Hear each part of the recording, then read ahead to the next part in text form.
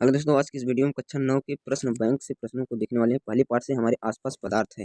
पहला पार्ट हमारे आसपास पदार्थ है, इससे आधारित प्रश्नों को देखते हैं। इसमें दिया है पहला प्रश्न बहुविकल्पी प्रश्न है, गैसों का विसरण का एक उदाहरण है। तो गैसों के विसरण का उदाहरण है इत्र की सुगंध का हवा में फैलना, स्याही का पूरे पानी में फैलना। तो इत्र की सुगंध का पूरे हवा में फैलना को विसरण कहा जाता है। अगला सवाल दिया है, नेक्स्ट क्वेश्चन है कि किस निम्नलिखित द्रवों में से क्या निश्चित होता है। द्रवों का जो होता है आयतन निश्चित होता है। ऑप्शन नंबर डी सही है। नेक्स्ट दिया है किस अवस्था में अणुओं की ऊर्जा मैक्सिमम होती है। तो जो अणुओं की ऊर्जा ठोस अवस्था में अधिकतम होती है।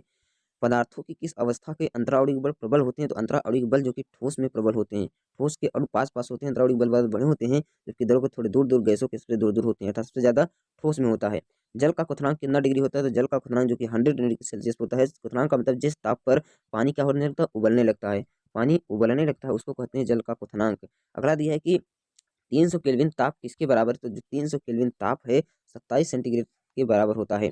दिया है 273 तापक्रम के बराबर है। तो 473 जो है इसको हल करेंगे तो इतना आएगा, यानी आपको।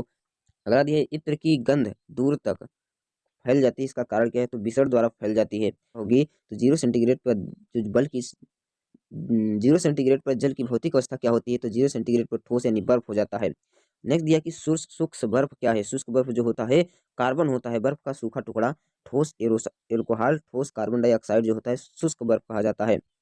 अगला दिया है कि पदार्थ के कणों के बीच उपस्थित आकर्षण बल को क्या कहते हैं। जो पदार्थों के बीच आकर्षण बल होता है उसको अंतराणविक बल कहा जाता है।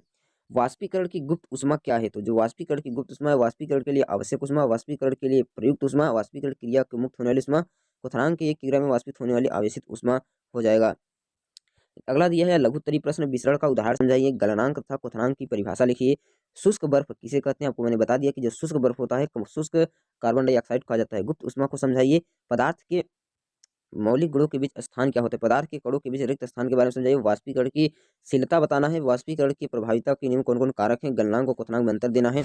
वायुमंडलों में गैसों वायुमंडलीय गैसों के द्रव्यों में परिवर्तन की संबंधी आपको विधि लिखना है। यहाँ पर दिया है नेक्स्ट क्वेश्चन आपका, निम्नलिखित तापमान को केल्विन में परिवर्तित कर देना। जो ये सब तापमान दिया है सेंटीग्रेड में, आपको इसको केल्विन में बदलने के लिए इसमें 273 जोड़ देंगे। निम्नलिखित का आपको कारण देना है कि जल के कमरे के ताप पर द्रव है। जो जल कमरे के ताप पर द्रव है इसके बारे में देना है, कारण सहित लिखना है।